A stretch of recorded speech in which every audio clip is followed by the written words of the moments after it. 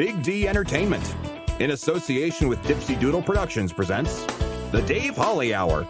Brought to you by Posh Boutique at the Bridges at 57th, The Sky in Tea, XL Chiropractic, Quality Nails, Ale Hop Brewery Tours, Jesse Moffitt Entertainment, and Sonny's Pizzeria. The Dave Holly Hour features Sioux Empire Arts and Entertainment conversations. A true lover of arts, entertainment, good food, and fun times, including an occasional Jack Daniels. Okay, so a few Jack Daniels. Here he is, Dave Holly. Welcome, Sioux Empire Arts and Entertainment lovers. This week's episode takes us from the roller derby to a zombie walk with Roller Dollz members Jenne Dahmer and KaPowski. Then we hear from Mike Hart of Fresh Produce Advertising Agency. Willie Wonk could be proud. We talk imagination and creativity. And he also talks about being in different bands and how he enjoys percussion. Plus, we'll tell you who gets this week's honorable mention, as well as draw for another winner of Pizza with a Podcaster. But first, let's pop the cork on this bubbly little show. Time to grab your favorite beverage, lift it high, and toast it to being Thursday, a.k.a. Weekend Eve. Hey, the weekend isn't around the corner, it's here! So long, hump day and your frumpy way. We say hello to Thursdays with opening nights. The weekend is near and we can see the bright lights. Yes, Thursday, you're so hearty, we can't wait for Friday, so a day early, we start the party. Lift them high and say congratulations to a remarkable young couple that will now be a remarkable little family. Brittany and Brandon Hansen. Their little pumpkin, Scarlett Joe, arrived early, a couple weeks ago. Pictures are awesome. Everybody looks happy. In fact, I would say that the smiles on those faces are all pure joy. Perhaps you remember Brittany. She's been on before as a guest, and then also as the guest host to interview me for my 100th episode. You know what? It's fun to take a look at those Facebook pictures, and I loved one of the comments in reference to little Scarlett Joe. She hit the lottery for parents. It's time to pick a lucky winner of Pizza with a Podcaster. Everyone that follows the Dave Holly Hour on Facebook and or Instagram automatically entered. We draw one name each week, and this week we say congratulations to Malia Lukomsky. She wins herself a pizza from Sonny's Pizzeria. Congratulations. We'll be in touch to get you all set up for some jowl-dropping, show-stopping thin crust pizza. Pizza with a Podcaster is brought to you by Sonny's Pizzeria, right across from USF at 26th and Waltz, and Sonny's at 81 on South Phillips. Check out the very fun and incredibly flavorful menu online, sonnyspizzeria.com. Honorable mention.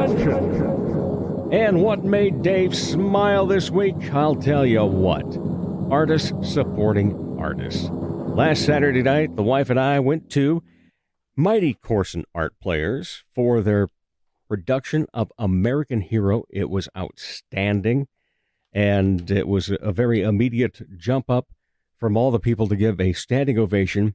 But of course, what was great, it was artists supporting artists. Carrie and I got there fairly early, and as everybody starts to come in, it's like, oh yeah, they were in this show, they were in that show. And we're not just talking about MCAP productions, we're talking about every theater that we talk about on this show had people there supporting fellow thespians. It was great. So honorable mention this week to artists supporting artists. Later in the show, Mike Hart from Fresh Produce Ad Agency. Coming up next, it's Jenne Dahmer and KaPowski from the Roller Dollz on the Dave Holly Hour. Helping women feel empowered and confident is what Posh Boutique at the Bridges at 57th does, while supplying high-quality clothing that fits your lifestyle, personality, and price point. Whether you want comfy and cozy, casual attire, or something for a special occasion, Posh provides quality, selection, and value. They carry sizes extra small to 3X and have something appropriate for any age. Feel empowered and get confident. Posh Boutique at the Bridges at 57th. Ladies, when it's time to give your nails some love, get that extra special treatment from Quality Nails on South Minnesota Avenue in Sioux Falls. Manicures and pedicures that look great and make you feel fantastic. Zaya and Tony provide professional care for your hands and feet, whether you just want the basics or an extra special look with added flair. Oh, and guys, it's okay to treat yourself too. Quality Nails. Call for an appointment. 605-334-1463. For him, every day is a holly day. Here again, Dave Holly. Welcome back, everybody. It is always a pleasure. You know, I like to say that right off the bat. To talk about Sioux Empire Arts and Entertainment. And this one is so fun because you've got such entertainment just in their names, even. Joining us from the Roller Dollz, we have KaPowski and Jenne Dahmer, who apparently has her own television show right now. Not true. And Jenny, it's actually your second time on the show. My second time. Yeah, so welcome back. But Miss KaPowski, it's great to have you on here for the first time. Thank you for having me. And Appreciate I it. recently saw you because we had come out for your benefit that you were doing. Yep. But this time around, we're here to talk about a zombie walk. Yes, we are. Oh, let's get scary and spooky then. Awesome. So the Roller Dollz are hosting Zombie Walk on Saturday, October 29th. And it'll be at 8th and Railroad is where we'll do parade button selling and registration, pictures, that sort of deal. And that's where the parade will start. The parade starts at 3 p.m. and registration's from 12 to 3. 12 to 3, all right. And then where will the walk take place? So it'll go down 8th. Okay. And then we'll turn on to Dakota and it'll end at 6th and Dakota. All right. And I'm assuming, will there be some like prizes and different things? Oh, absolutely. Because we got zombies and you got to reward them for taking the time, right? Yeah. So we do a photo contest every year that is super popular. So there's different categories that you can be in, like a group category. There's a category for kids and teens and adults. And then there will be voting for all of those photos for the next week after Zombie Walk. And then, of course, whoever has the most votes will win. We've got some great prizes. I've been talking to some people from Washington Pavilion. We've got Common Sense is a big sponsor of ours this year. So they're giving us like $500 in prizes this year. So some big stuff. So we're really excited. And again, it's the costume contest is definitely one of the highlights of Zombie Walk. Yeah, and you'll even have some prizes from the Dave Holly Hour. Yes, we sure do. And Chasers, where we happen to be recording this, Right. just happen to work out, in terms of some logistics and so forth. If you hear a little bit of noise in the background, that's because it's a Sunday. You probably would hear that any day of the week out here, but it is a Sunday and they've got NFL football going on. But also it's because, well, my wife and I were already here having a little day drink time. Yes. And we enjoy it out here, first of all, because we like to support people that support us. And so I host trivia every Tuesday out here. So that's the reason we were out here. But again, hey, we never apologize when we record live someplace, because if there's noise in the background, that means they're busy. And we love to support local. And that's why we have Roller Dollz on here as well. So, Jen, how many people are we talking about that like to participate in a zombie walk? Gosh, it's probably... It depends on the year and the weather. Right. Yeah. We're looking at least like several hundred, sometimes up to like 1,000 people. That was... probably more so like pre-COVID. It's been a long-standing like Roller Dollz tradition and something that's just coming back this year. So we're kind of feeling it out, and hopefully we can gather a big crowd and kind of bring it back in all its glory. So I think the Facebook hits are up to 1,700 now. Wow! Will all of them walk No, in no, the no, no. parade? No, but still, there'll be spectators. So we usually have thousands of spectators, but zombies 500 to 1,500 ish, depending on the year. That sounds right. That's great. Which is a tremendous number. Yes, of it zombies. is. And like I always said, I haven't used the word in a while, but I referred to it as the pandemic. not the pandemic. The pandemic, because damn it got in the way of a lot of stuff. Yes, it did. Sure it did. So, I think that is a kind of a new litmus test for people is when events like this take place now, we really have to compare it to like 3 years ago or 4 years ago even. Absolutely. So that, we kind of have a good judgment on, how many people actually are coming into this and having a good time. Now, do both of you like to dress up as zombies for this as well? I sure do. Yeah, absolutely. So probably years before it was a official roller doll. It's something I guess a couple of my best friends got into way before I did, and then I kind of tagged along and we did the group zombie thing. We actually won the contest a couple times. So that's super awesome. exciting. Yeah. Yeah. So obviously I'm gonna recuse myself this year, but I will still dress up. I think we're gonna do like a Bob's Burgers thing. So fun for our little theme. Yeah. And how about you, KaPowski, then? My husband and I started doing Zombie Walk the first year that we moved to South Dakota. So that was 8 years ago. I wasn't a roller doll then. I didn't realize that was who ran it. And then I was like, oh, Roller Dollz. And then I ended up joining roller derby. And here we are. Now we're planning it. So so we've been involved in it every year for the last 8, dressing up. And we've even had my children in the Zombie Walk parade as different characters depending on the theme. So And this year, what are you going to be going as? This year, I will be going as the crazy lady running around in the background making sure everything works.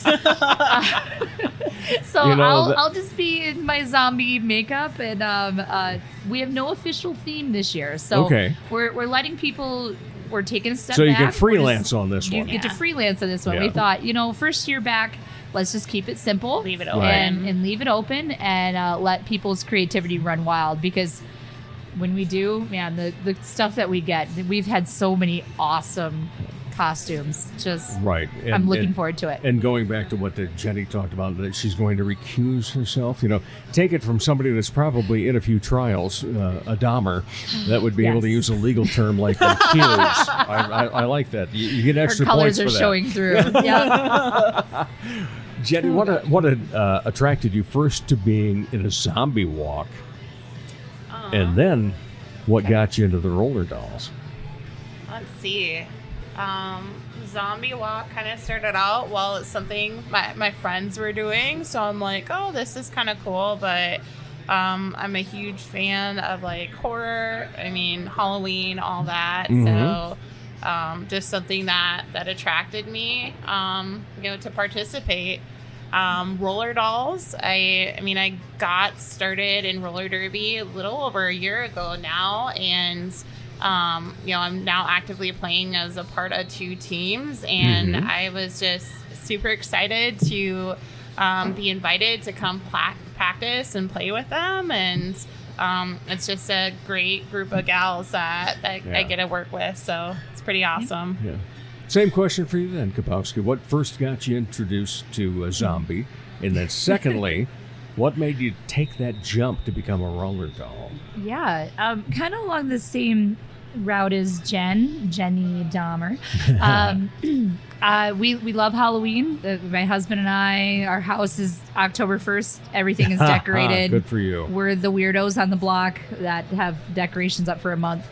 So we love Halloween, I play and Santa this was Claus, so perfect. we have Santa Claus stuff year round. There you go. Perfect. Yep. So yeah, if I could have it my way, then our house would just be constantly Halloween decorated. So yeah, it was like a natural fit. We saw it advertised. We're like, oh, we're going. Perfect. And we just kept coming back because it was so much fun. It was such a great time. The Roller Dollz.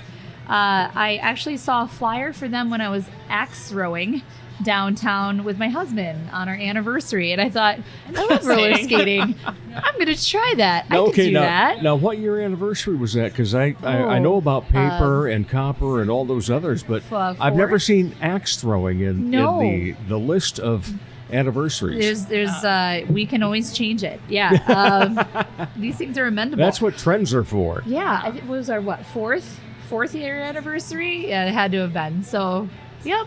4 years throwing axes at a wall together. That sounds about right. And then you say, well, this roller dolls thing, About that axe sounds kind throwing of fun. and roller derby.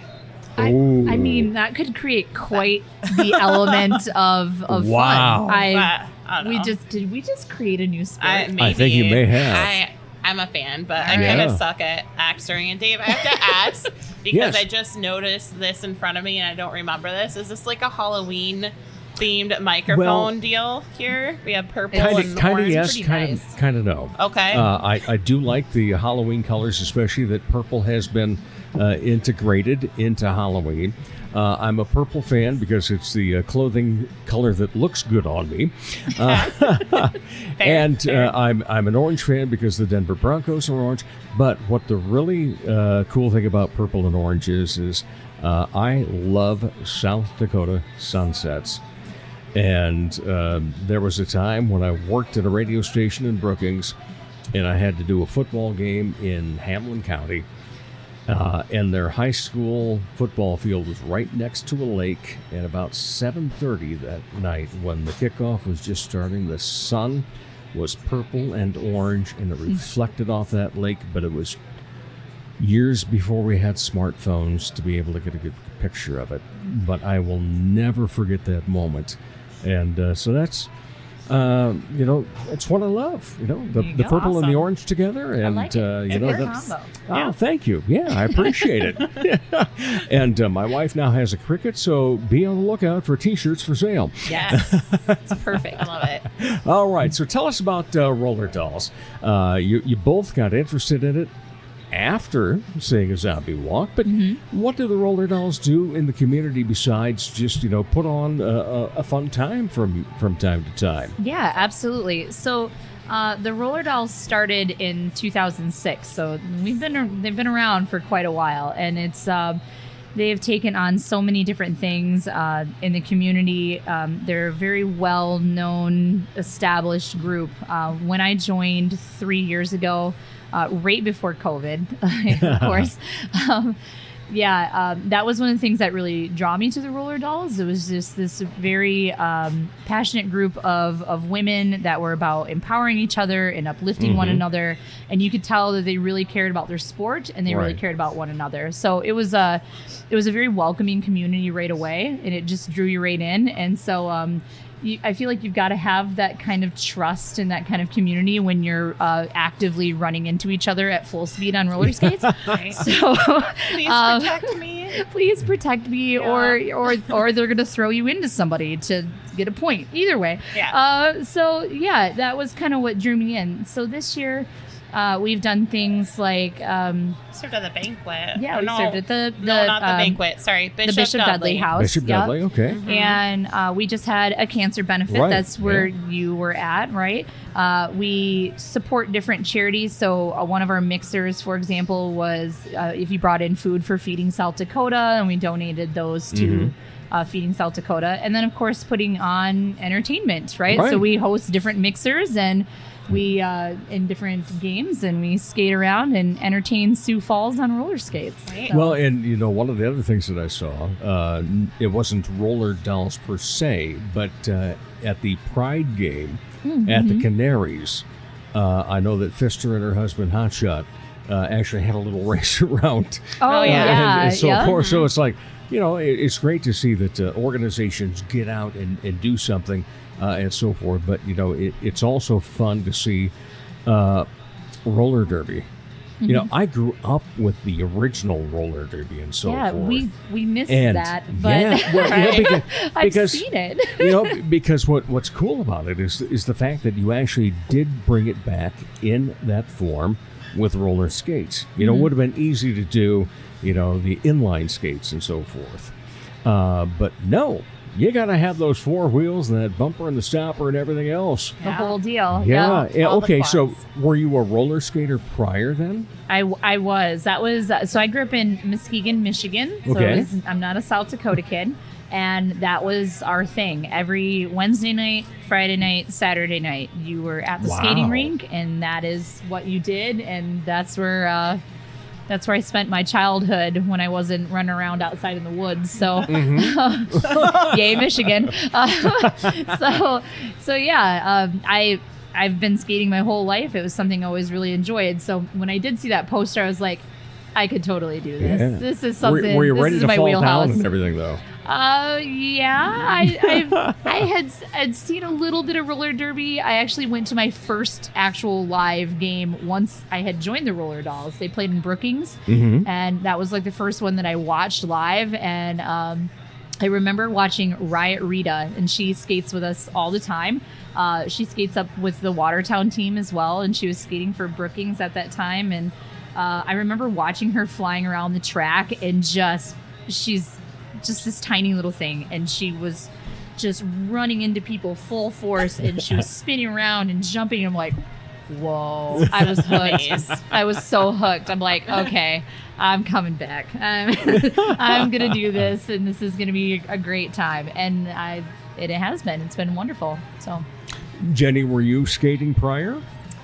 Not really. not for most some of our time. girls come in totally. Really? I rollerbladed probably like as a teenager, and I did I guess I am of the age that when I was in elementary school, we had the basement kind of roller rink thing. Okay. So for gym class, I think on like a special day, you got to go downstairs and roller skate, and it was so fun. But I don't know, for me, I just thought about doing roller derby for so long, and all of a sudden this opportunity presented itself, and I'm like, why not? So just kind of went for it, and I only hope that someday I can be as good as the gals that I get to play with. So what's been the most fun for you in it?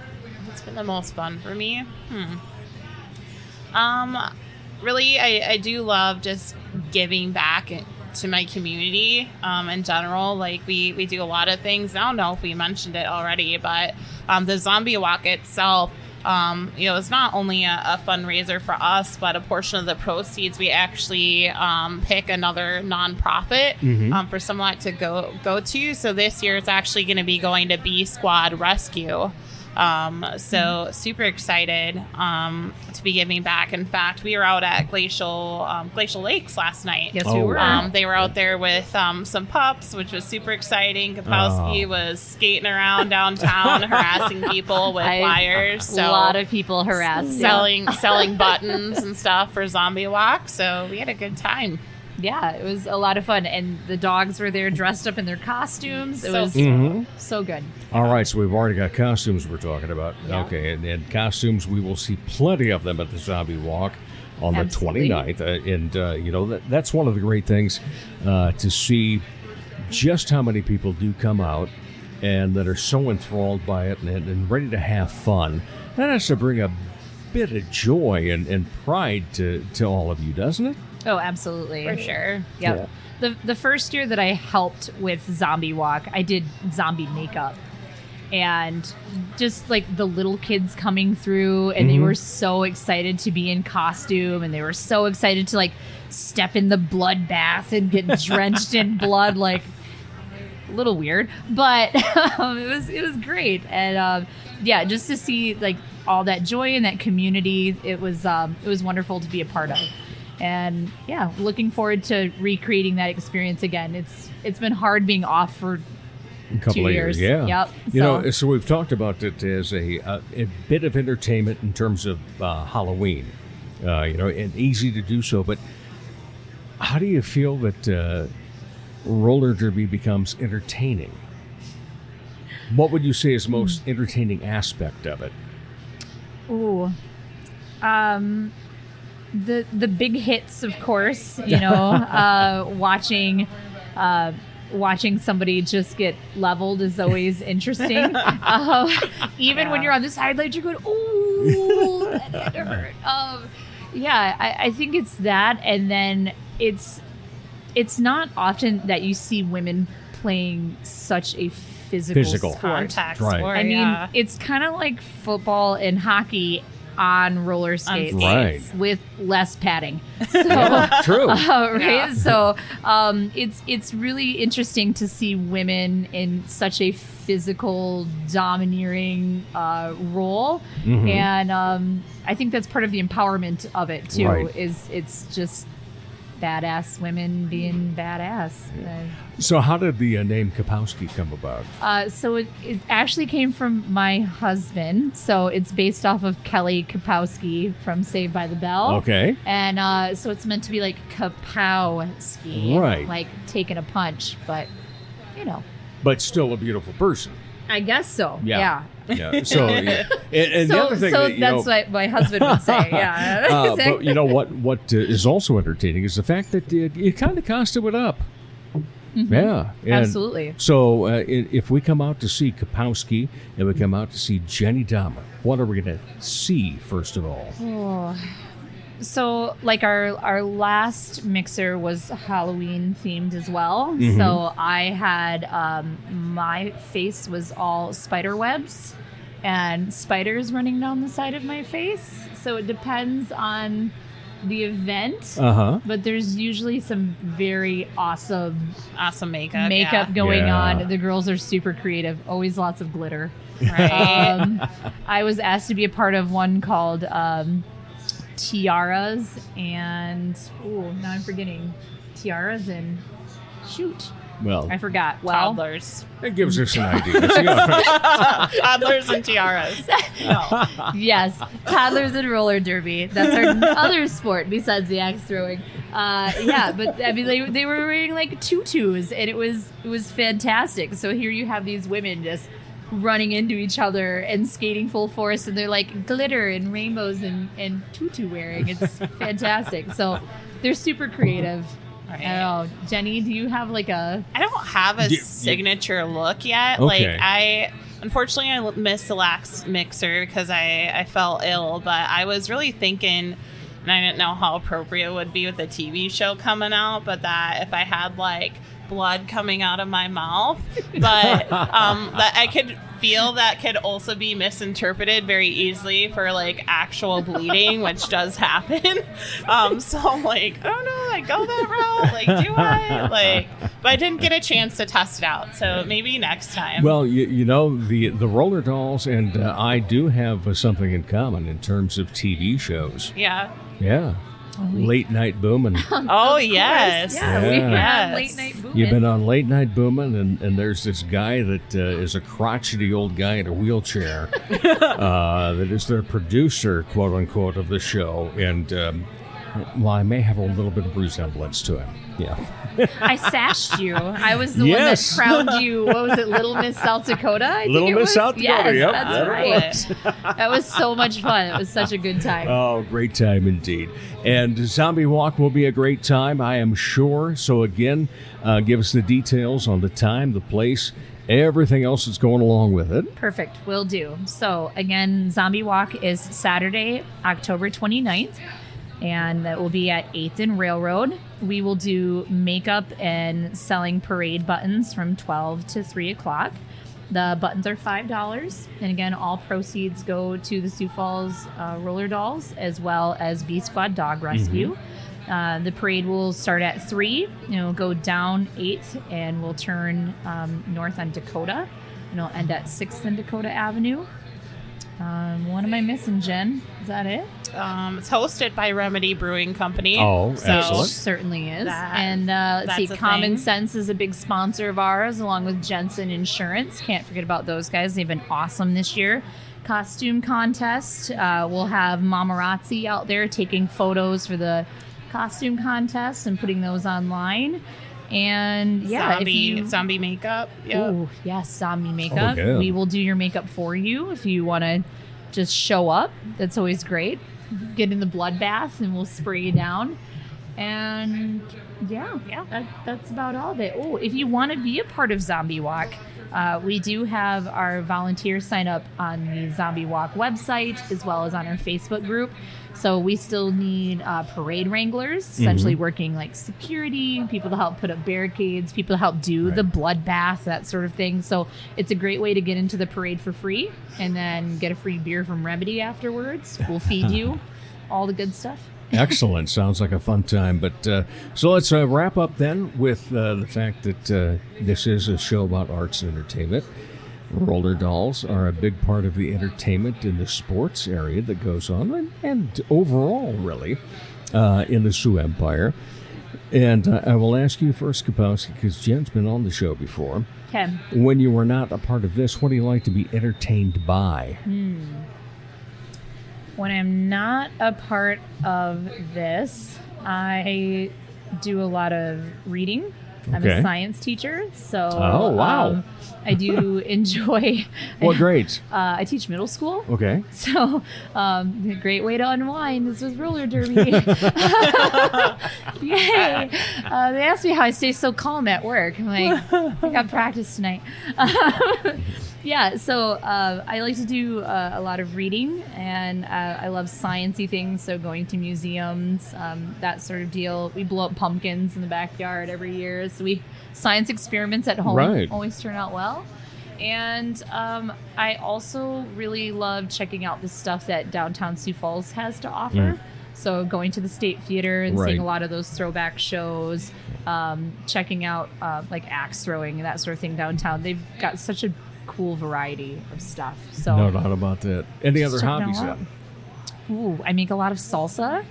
We garden. I didn't know this. Yeah. My husband's the horticulture teacher at Southeast Tech.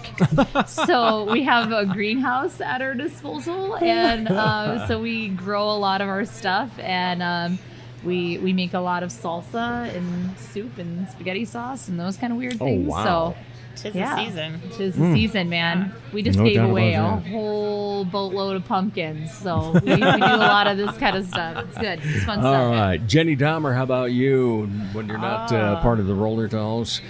What do you like to be entertained by? When I'm not at home being entertained with my dogs, I would say. I do help out with the Sioux Empire Pit Rescue, too. So shout out to them. I foster for them. Just a little plug there. We are actively looking for some additional foster homes by October 23rd. We have 7 lives on the line coming up from Georgia looking for some additional foster homes. So if anyone's interested, reach out to Sioux Empire Pit Rescue either online through pitrescue.org or through their Facebook page. When that's not keeping me busy and roller derby's not keeping me busy, I do like all the live local music. Comedy, burlesque, all that. So I like to get out and be entertained as well. So excellent. All right. Well, ladies, certainly appreciate your time. Appreciate what you're doing with Roller Dollz for so many different organizations and helping out. But most of all, thank you. Appreciate your time to be on the Dave Holly Hour. Well, thank you for having us. We appreciate it. We'll be back with more of the Dave Holly Hour in just a moment. Comedy magician and hypnotist Jesse Moffat's right. He can't play the piano, but he can sure entertain crowds with his amazing magic and clever quips. His shows always make the participants the stars, especially when they've fallen asleep on stage. They've been hypnotized. Are you the party planner in your group? Then you owe it to your group to make the event magical, even if it puts you to sleep. Here's how. For booking information, go to Jesse Moffitt Entertainment on Facebook. That's JESSEMOFFITT. Or call 605-929-0964. Time for more arts and entertainment talk on the Dave Holly Hour. Welcome back, everybody. You know what I'm going to start off with, that familiar phrase of, it's always a pleasure. This one especially. First-time guest, longtime friend, once a competitor. Yeah. Yeah, Mike Hart, I tell you what, you've been around. A lot of people might know you from the fact that you are one of the owners at Fresh Produce Advertising Agency. Yep. And a part of that along comes with it is Ipso Gallery, where you're featuring a lot of local artists, and that's just a fantastic thing. But you were working at a competitor's radio station at the same time I was up in Brookings, so we knew of each other. Yeah. And then a mutual friend was concerned for some things that were happening in my life, and put me together with you and Justin Vanderwater. Yeah. And things changed for the better after meeting you guys. Well, I appreciate that. Yeah. So it was wonderful the way that everything works out in the right time and so forth. But so you started off. You were doing some radio in college and so forth. Yeah. What made you go big time on the advertising agency, though?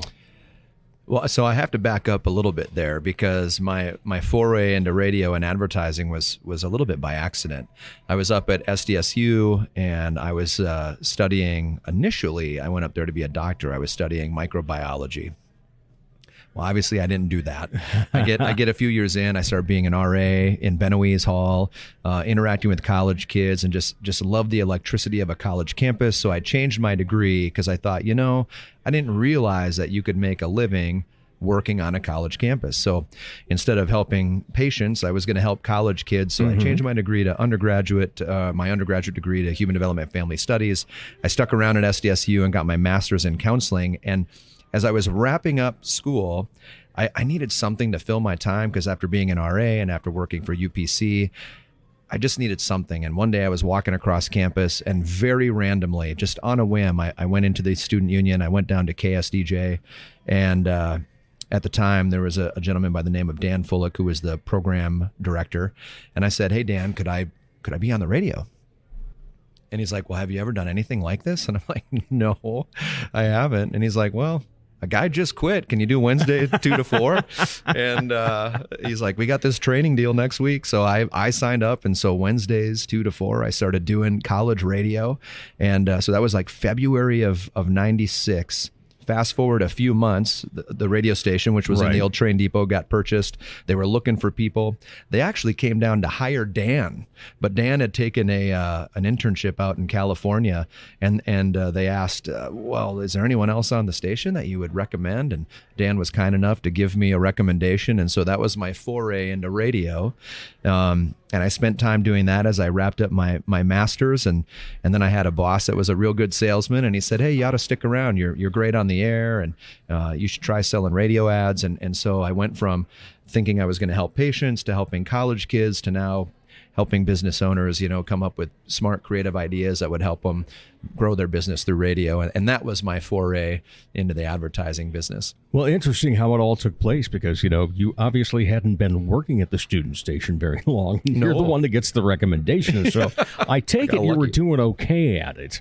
Now, let's see, because I was up in the area during those same years, 95 to 2000. Yep. Now, at KBRK, we still had a lot of records to spin on the AM. Mm-hmm. We were doing that over on the 910 Slip queuing records, old school. I know it. Old school is fun. You know what? I feel sorry. It's great what they have for technology now. Yeah. For doing broadcast, especially radio. But it's also sad because that means there's not many people employed in it anymore. Right. But I feel for those that never had to learn how to spin a record backward. Right. Never had to time themselves up to the top of the hour to catch the network news. Yeah, there's so much missing in that regard in the education of it. But yeah, I totally agree. Yeah, it was kind of a visceral experience back then. I mean, we were slip queuing records, you were grabbing carts and loading carts, and you were tearing news off of the wire, and you were reading it off of paper, and I don't know, there was something really, really magical about it. I'm glad I caught the tail end of that, but I'm really glad I did. Yeah, fun times that they were, no doubt about it. And then so we got to know each other, and then all of a sudden here you are at Fresh Produce. And how did that come to be what it is today? I mean, you guys are a very vital advertising agency in this town. Mm-hmm. And it doesn't just happen by saying, "Hey, let's have a fun name for an advertising agency." So first of all, how did the name come about? Yeah. And then take us through the growth and what it has meant. Well, it's kind of connected to the previous story about radio, because as I was working at the radio station in Brookings, along comes my business partner. He wasn't my business partner then, but Ted Aaron was a little bit younger than me. We actually met. I knew who he was, and I think he knew who I was, but we met each other in Capers, which was like the variety act, up there. It was a specific skit, actually. We were doing a spoof on the Titanic, and I was James Cameron, and he was Leonardo DiCaprio. I remember it quite vividly. But after that, he had mentioned that he was a journalism major, and he was looking for an internship, and so I connected him with my boss. He ends up getting this internship. Kind of turns that into a job. We start working together at the radio station in Brookings, and it didn't take us long to start thinking about, well, boy, there's a real opportunity to do good creative on the radio, because the way that the model worked then, and I think still largely works now, is a lot of the salespeople are responsible for coming up with the creative, right? And bless their hearts, but since they work on 100% commission, they don't spend the time on the creative, which is why you don't necessarily hear the best creative. Yeah, they slap it together. Yeah, what did we do last year? Okay, let's just do that again. Change the dates. Lots of that. And so we started thinking about, what if we created a partnership with all these small market radio stations, and we'd be the back of the house creative department, and we could write and produce all the radio ads so that salespeople could focus on sales, and we would just do the creative. And so that idea kind of just kept, percolating, and we kept coming back to it. After we had both left Brookings and landed in Sioux Falls, we both worked in separate jobs for a little while. He as a writer, me in the restaurant business. But we came back together, and because we had a couple of old clients from our Brookings days that came and said, hey, could you come up with some ads for us? And so we started doing it with a makeshift studio in my basement. So the name Fresh Produce actually came from fresh radio production, fresh production, fresh produce. So definitely a nod to our radio roots, definitely a nod to our rural roots. He's a Beersford kid, I'm a Brandon kid. And so we just thought, that really works for us. And at that time, a lot of the firms here in town were people's names. Exactly. And we decided, well, we don't want it to be about us. We want it to be more about the ideas. So that's how the name was born, and that's how Fresh Produce was born. So it's definitely connected to the radio experience. But you guys have grown tremendously. I would say exponentially in this time frame. What do you think has done that specifically when it comes to your clients going, boy, this Fresh Produce place, it's rocking. Yeah. Boy, there's a lot of things that are related to that. But here's one thing that has never changed from the beginning, and it was inspired. Well, like I told you, we loved coming up with ideas, and one of our values, we call them mystic truths, by the way. One of our mystic truths is everything connects to ideas, and every process we've created, every person that we've hired, as we've moved into different facilities, the places that we're in, everything's connected back to how do we keep coming up with really, really great, vibrant ideas. So first it started with that spark of, we're not going to settle for what we consider to be, average or what everyone else is doing. We really want to stand apart. We want to do something different. And then as we started to mature, we started coming up with processes that really helped us consistently deliver those ideas time and time again.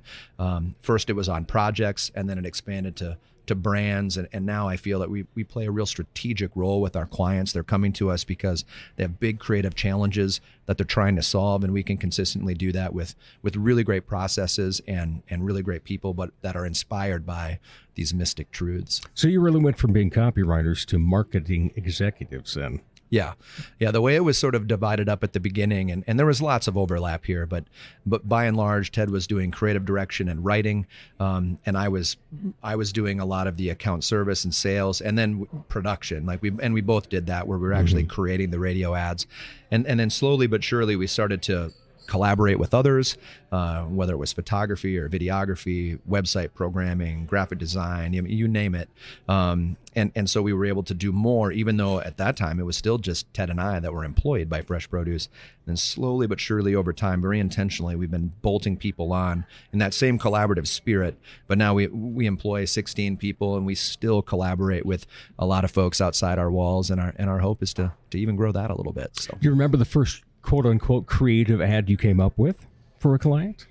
The very first ad that we worked on was for North Dakota Long Distance, NDLD, and I don't remember all the specifics, but I do remember at one point it was about talking, translating and talking with a dog. And I remember at one point, like, Ted was barking into the microphone and we were like making these dog noises.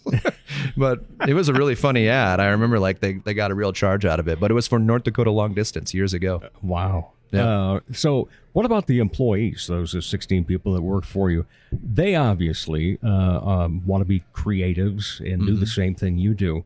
Right. This has to be, we'll play off and we'll have a pun from Fresh Produce. It has to be fresh to them, doesn't it? That they get to come in and interview at a place that wants ideas. Right. And, your resume, especially in the beginning, might not have a lot on it. So then they get to expunge on everything they want to do. Yeah. I would think that just keeps everything, once again, fresh for you guys, too. Yeah. Ted and I and the team, we've all worked really intentionally to try to attract the best and brightest and most vibrant creative talent. And that takes a lot of dedication and work, frankly. It would be easy to just kind of take whoever and, fill roles, but we're very intentional about it. And there's been a couple of things that have evolved that have really helped us with that. One is our sort of curated internship experience. We call it Famous. Mm-hmm. And every summer we hire an account service intern, a writing intern, and a graphic design intern. And they are a little agency within our agency almost. I mean, we're coaching and mentoring them, but they are going out and they're procuring their own business and they're going through all the hard conversations and they're pitching the work and they're getting multiple projects over the finish line every summer. Because I remember when we were coming up with the idea, so many internships are like, well, you get it and then you're just organizing the supply closet and we didn't want it to be like that. We wanted it to be as real world as it could possibly be. And we've done that. And slowly but surely we've been able to attract talent from literally around the country. Last year we were, 2 years in a row now, we've had an intern from Kansas. 2 years ago, we had people applying from Notre Dame and from Penn State and from down in Austin and from around the country. People are really starting to seek it out. And so for us, it's about finding the very best and brightest creative talent. And then just a few years ago, outside of that internship experience, which is a learning opportunity and a student experience, we created an apprenticeship in our business. And we can have that on the account service side, or maybe it could be for media, or right now we have a creative apprentice focused on writing, who was our intern last summer, but now is forayed into this full-time apprenticeship. So those are some of the ways that we've been able to continue to attract and keep some of the best and brightest.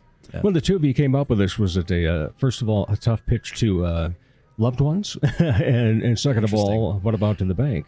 Yeah, fair enough. So, we weren't, so keep in mind, I mean, we started in 2004. So at that time, Mike was 28 and I think Ted was 25. So really we're just kids, right? But I was recently married. I had gotten married the summer before. And I remember it was a bit challenging. I remember talking with my wife, Jen, and we had lots of conversations about it. I said, this isn't going to be easy. She had just made a transition too. We hadn't been in Sioux Falls that long, but I think there's enough here. I think it's going to be worth it. And so we discussed it. Not only did we discuss it, but we discussed it with my mom and her folks. We're like, hey, we might need a little support. We didn't know. But we had those conversations. Everyone agreed. And so that went well. I remember Ted recounts a story where he was telling his mom and dad. Ted was not married at the time. He got married a little bit later, but he was talking to his folks about it. And his dad just tried to talk him right out of it. Like, oh, that sounds like a crazy idea. It'll never work. Which is funny because I always think of his dad now, and I'm like, I think he's pretty proud of what Ted's accomplished. No doubt. But it was kind of a tough sell as it relates to the bank. A lot of it we bootstrapped. Like I said, I had some sound gear. I had been DJing some weddings. I'd been doing a little bit of recording for like middle school choirs and things like that. So I had just enough stuff to make sort of a studio in my basement. But when we wanted to get out of the basement, we moved into a space out in Brandon initially. All the renovations were done by us and our friends. We really bootstrapped that. And so we needed a little bit of money from the bank to get computers and some gear. I remember the loan was for $24,000, which at the time seemed like a ridiculous amount of money to get some furniture and to get some computers. But yeah, I worked with Randy Zenick, who no longer lives in town. At the time, he was with Home Federal Bank, and he took a chance on us. And Randy, through all those early years, was a real confidant and helped us a ton as we got off the ground. Yeah. Who was a mentor to you in this besides Tom Coughlin? I've had some really great mentors along the way. When I left radio in Brookings, well, I should mention Tom Coughlin. Tom was my boss at the radio station up there, and I learned a ton from Tom. But when I left radio and came down to Sioux Falls, I worked for the guy that I worked for in high school, Daryl Vander Esch, who was the owner of the Brandon Pizza Ranch. Pizza Ranches. So I had worked for him. I started working for him when I was 16. I worked for him as an hourly employee, through college. But then when I came back, he was looking to expand a little bit, and he gave me a chance at the management level to do marketing and operations. And then I would pitch hit for some of the managers too. So I was operationally involved as well. And I learned a ton from Daryl. I mean, a couple of things about Daryl that I appreciate is, I don't know if I've ever met anyone who worked harder. Like, he was willing to do any job. In fact, I specifically remember one time it was a Sunday, and I would always work like open to close on Sundays in high school. And I came in, and there was this horrible mess in the bathroom, and he's cleaning it up. And I was like, well, I can do that, Daryl. And he's like, nope. He's like, I'm already working on it. I'll do it. All I ask is that you remember the next time I ask you to do it, that I was willing to. And it's hung with me my whole life. Like, here he did this really undesirable job, and he could have easily just said, okay, you're here, you do this now. And I always appreciated that about him. I also loved the fact that he was always trying to innovate. We would talk about everything connecting to ideas. Even though it was a pizza place and you can think to go delivery, he was dreaming up ideas and trying new things, whether it was how we prepared things or how we marketed things, and I learned a lot from him in that regard. So in terms of early employment, I would say he's a big mentor of mine. I've had a few other great mentors through the 20 years I've been involved with Fresh Produce too. Right. Sure. And then of course music too. Well, first, before we move into music, Ipso Gallery. Yeah. How long has that been a part of Fresh Produce? So when we were out in Brandon, we did not have like a specific gallery space, but we started talking about our creative process. And our creative process, Ted's wife, Liz, is a painter. And so it was after, I think he had been teaching a class at SDSU. He referenced this movie Pollock, if you've ever seen it. It's a great movie. And we started talking about how a creative process is really relatable to like preparing to paint, where you stretch a canvas and you prep a canvas and you begin to sketch on it, and then you paint this beautiful picture. And so we took some of that language, and so we were like, boy, we can learn so much from other people's creative process. So when we started thinking about our space in Sioux Falls, and we moved from Brandon to Sioux Falls in November of 2008, we thought, well, wouldn't it be cool to have a gallery in our space? And so we started dreaming about that. When we moved into the Gorley building downtown, we had more space than we needed. And so we just started imagining what that would look like. And our some friends at Perspective Architecture, who were doing other work in the building at the time, came alongside us and helped us dream up Ipso. Now, then everyone always asks me, now, why did you name it Ipso Gallery? We went through a naming convention. We tried to just come up with a really interesting, evocative name that we could get behind, and that was the one that bubbled up through the process. There's not any special meaning behind it. We just thought it was really cool how it was 4 letters, really simple, memorable. So Ipso Gallery was born, and for us, it really is twofold. One, we get to learn about creative process. We get to learn from these other artists that display their work there and continue to sharpen the sword for us. But it's also a really great part of our marketing. It's how we invite people into our space, and it's how people can get to know us in a different and unique way. Yeah, and you always have great shows going on there when you do have the shows, especially Cody Hendricks very recently. I love his stuff. He was on the show half a year ago maybe. Oh, awesome. And it was just fun to talk about everything that he does in his regular job at the Washington Pavilion as a curator. Then he's got his own place over in Laverne. And then to see it, you get the chance, and man, he does some interesting stuff. And his idea with the 12 and everything. Yep. I just loved that. And so it's always fun to go in, even if you don't know who the artist is. But here's the best part about that. you're usually going to get a chance to speak to the artist if you'd like. Yeah. Yeah. They're always there. They're always willing to have those conversations. It's a really disarming environment from that standpoint. Kind of gets you like right up front and center, and it's really accessible. And I think that's what I like about it, because sometimes, when you travel to big cities, you go to galleries and everything sort of feels off limits, even though it's beautiful. I think Ipso's like the opposite of that. Everything is very accessible, including the artists. All right. Speaking of artists, you are one in your own right when it comes to drumming and percussion. Yeah. And speaking of mentors, last week I ran into one of yours. Jim McKinney was in town having lunch, and I was having lunch with somebody, and stopped him, and he says, well, hey, and I said something about the podcast. He says, oh, yeah. He says, you're over 150 episodes now, aren't you? So I was like, okay, he's paying attention too. And need to get him on sometime. Yeah, he would be a really fun conversation. You talk often about him. Yeah. What was it about Jim McKinney from SDSU that you feel was great in forming you as a percussionist and a drummer? Yeah. Boy, there's again a little bit of a run up to that, because I was a little bit late to that party, because in 5th grade, when everyone joins band, I was living in Mankato at the time, and I started on trumpet, and it just didn't go well. We ended up moving away. Now we were down in Brandon, and I was in junior high, but I really didn't want to play trumpet. When I was in Mankato, they just suggested, well, maybe you should play tuba. But I didn't want to play tuba. And I get down here and I talk to the band director. Well, and I wanted to play drums because my old buddy from Mankato played drums. And they're like, well, we don't need drummers. What we need is tuba players. And I'm like, no, I can't get away from it. I'm not going to play tuba. So I started taking lessons. And actually, one of my early teachers was Eric Levan. Eric has since passed away due to cancer, complications from cancer. But Eric was teaching at Augie at the time, and I learned a ton from Eric. And he really encouraged me. He had high expectations, and he could be a little intimidating at times, but he really pushed me to get further faster. So when I was going into my sophomore year of high school, so this is the end of my freshman year, I just signed up for band, and they're like, well, you can't just sign up for band. We got to know if you're able to do it or chops. Not. But I had taken some lessons, obviously, and I was able to do that audition, and I came in kind of middle of the pack, and then I really had some great there were a lot of wonderful percussionists in Brandon, but one in particular who was in my class, Derek Hengeveld.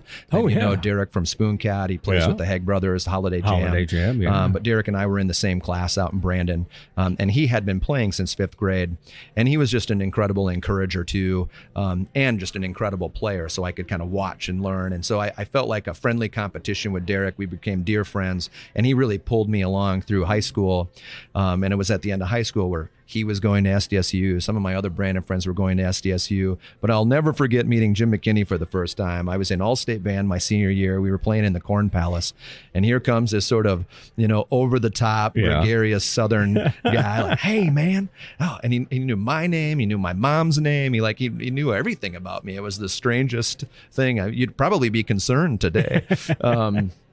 But he was just so charismatic, and obviously the talent level for the Pride of the Dakotas at the time, they were going out, they were performing at field shows. So I knew some other people that were there. Inaugurations. Yeah, it was easy to see and get excited about.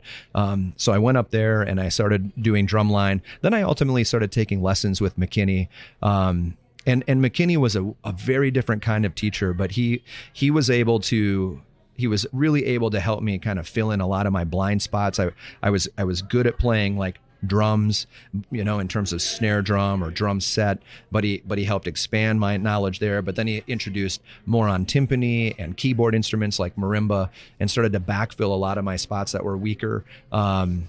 And he did it in a way that was really, it wasn't condescending. It wasn't like, oh, you should be better than you are. He was just like, met me where I was at, and he just kept encouraging me to get better. But I'd say the biggest thing was he encouraged me to stay involved, because as college got busier, there came a point where I was like, I think I got to let marching band go. Mm-hmm. I think it just felt like maybe one more thing. And he came back and he wooed me to stay. And I'm so glad he did, because I'll never forget, that was fall of '96. And then, the young man who was our section leader at the time ended up leaving to student teach, and I became section leader just in time to go out to Bill Clinton's inaugural. Yeah. So I got to like be the section leader for all of 97 and 98 until I graduated with my master's in May of 99. And that leadership experience was really pivotal for me, and he gave me that chance. Yeah, remarkable guy. Yeah. And I don't know if I've ever seen him without a smile. Yeah. He's a fun dude to be around. Yep. That is for sure. And still an incredible player. Yep. Some of the bands you played with, though, you know, I sadly miss Main Avenue Warehouse. Yeah, I know. All of us that were in that band did. I'll back up though. You know, some of my earliest band memories in high school and in early college, and then later in college, I played with Eric Miller and Aaron Miller. Oh, wow. Yeah. We jammed together in high school and never really formalized anything until later. It was about 99. We started Band from Earth, and from 99 to about 2006, we played together in sort of a progressive rock band, just a 3-piece, recorded 2 full-length albums, played a ton of shows, and just had a blast. And I will always look back at that time and those guys, and those two are incredible musicians, and that was a really wonderful time for me. And my hope would be to someday make music with them again. But you know, we get married, kids come along, and it got harder and harder to do that. So it took a little bit of a break. And then was trying to figure out, okay, how to, you know, I want to stay involved, you know, as Band from Earth was sort of winding down. I was talking with my friend Tim Easter about maybe doing a cover band where you could play a little bit more frequently at clubs and stuff like that. So Tim and I started working on an 80s project. That didn't quite get off the ground, but ultimately Tim went back to Bart Brost, who he had played in Northern Accent with years ago. And lo and behold, we started a new band called Undercover. And we started as a 4-piece with our sound guy, Todd. We then added Bob, he was the backup drummer at the beginning, but now we added percussion, and he does acoustic and harmonica and sings. So we added sort of that 5th spot on stage. And then ultimately we got Nick Sittig. We added him to the band and moved Tim Easter over to lead guitar. So now we're 6 people on stage with Todd as our sound guy. So no one's ever left the band. We've only added one guy, Nick. And we've been together almost 17 years now. Wow. Which is an incredible run. We were just trading texts today about, hey, when are we going to rehearse? We got to start working on new material for 2023. And that's been a lot of fun, just the kind of camaraderie and music we've made. But you mentioned Main Avenue Warehouse, too. It was a funk band. Chris Miller, who was the choir director over in Mitchell, played guitar and sang in that band. We had an incredible horn section, incredible rhythm section. Honestly, and I'm not trying to be self-deprecating here, because I think everyone in that band was trained to be a musician. Like, they went to school for music, except for me.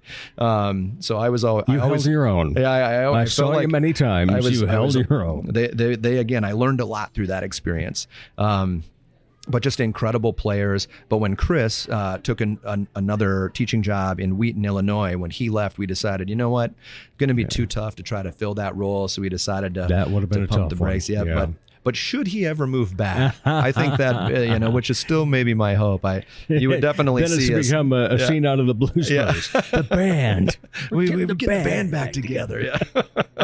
I want to go back to 2003. Was it that you recorded 2 full-length albums? Well, it was between 99 and 2006. And 2006. Yeah. Okay.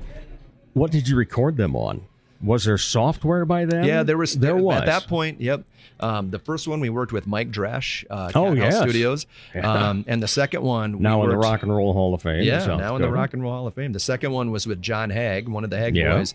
And we recorded it live on stage at the PAC in Brookings, the Performing Arts Center, which was a really awesome experience too. And so, yeah, two different engineers, 2 different sort of styles, but both times we were recording it digitally. And then, we put it out. At that time, we were still putting them out on CDs. Yeah. I have about 200 that I'm looking to do something with. All right. Mike, it has been a pleasure getting to chat with you and have you on the show for the first time. My final 2 questions are always this. And question number 1 sometimes already answers number 2. But when you're not part of the creative scene, what do you like to be entertained by? Entertained by? Yeah. Well, if I'm not participating, my go-to, I'm looking for live music. Mm-hmm. Yeah, that would be my first. That would be my first go-to, I think. Whether my friends are playing or not, but I'm probably gravitating towards gigs where my friends are performing. Yeah, no doubt about that. Yep. That's good. Yeah, because one thing that I have learned to love about this community when it comes to arts and entertainment, collaboration. Mm-hmm. Yeah, not competition. Yeah. And people go out and support each other. I'll give you a great example. We went to Mighty Corson Art Players on Saturday night. It was an awesome show. And over 50% of the people that were in there are fellow thespians that have either been at Corson or been on stage with one of the 4 actors that were on stage. And it was just so great to see that. And, it's not this, let's see how somebody else does something. You don't hear that. And that's just always such a blast to see that. And supporting local in general for anything. Speaking of supporting local, one of these days I got to get out and watch you do some comedy. So you keep hounding me. I want to see that. The Thursday before Thanksgiving. Okay. November 17th at the Underground at Rayfeld's. Okay. All right. I will come laugh at so you. I'm in the middle. But Mr. Dresch's son, Zach, it'll be his birthday, and he will be headlining that. Okay. Night. Yeah. All right. Well, that's something to look forward to then. All right. Final question then. Hobbies. Well, we kind of covered some of them. Obviously, music is a huge one for me. Not only playing drum set and being in these bands, but for years I was involved with marching percussion, playing and teaching it. I still love the activity. I love being around it. So music is still a big one. I'm an avid role player. I've been playing Dungeons and Dragons since the 5th grade. No kidding. And some of the guys that I've been playing with, I've been playing with a long, long time. In fact, one of the campaigns we're actually playing on Wednesday evening, we started that game January of 2014. So that's like, so there's a real commitment to that role playing community, and I've made some really wonderful friends through that, and it's a great way to stretch your imagination. So I would say there's some philanthropy and some other things that I do too, but in terms of just straight up hobbies, those are 2 biggies. That does it. All right. Yeah. All right. Well, Mike Hart, a pleasure. Thank you so much for spending some time with us. It's my pleasure, Dave. Thanks for having me, my man. Anytime. We'll be back with more of the Dave Holly Hour in just a moment. Sure, they have darts, and you've heard me talk about how ruggedly handsome the trivia host is, but all caps fun never stops at the Sky Lounge and Tea. And fun is best had with your friends enjoying live entertainment, as in live and local. Yeah, the Sky Lounge believes in giving you the best bands, solo artists, and comedians from the area. The Neo Johnsons, Elizabeth Hunstead, Skylar Volks, as well as many others. And a great staff will make sure you enjoy your fun at the Sky Lounge in Tea, South Dakota. Dr. Perry Langston and Dr. Corey Tooney know excellence is in you. That's why they provide you with excellent care at XL Chiropractic, improving your overall health in spirit, body, mind, and will. Get results the natural way. Arrange a consultation, 605-332-9235 or xlchiros.com. Excellent care for excellent people. XL Chiropractic, located at 4309 South Racket Drive in Sioux Falls. From the Dipsy Doodle Studios at the world headquarters of Big D Entertainment, a 40-square-foot home studio in the middle of America, it's Dave Holly. Thanks again to my great guests, Roller Dollz, Jenne Dahmer and KaPowski, and Mike Hart. Thanks to the wonderful people at Chasers, where we recorded our conversation with the Roller Dollz. And thanks to the man that put the R&R Wine Bar, Riccardo Terabelsi, where Mike Hart was recorded. Most of all, thank you for your interest in Sioux Empire Arts and Entertainment. If you haven't done so far, please follow us on Facebook and Instagram. Automatically gets you entered for Pizza with a Podcaster. For all 152 episodes of this show, go online, DaveHollyHour.com. As Arts South Dakota says, home is where the art is. As I say, put some art in your heart. Remember, I'm Dave Holly, and for me, every day is a holiday.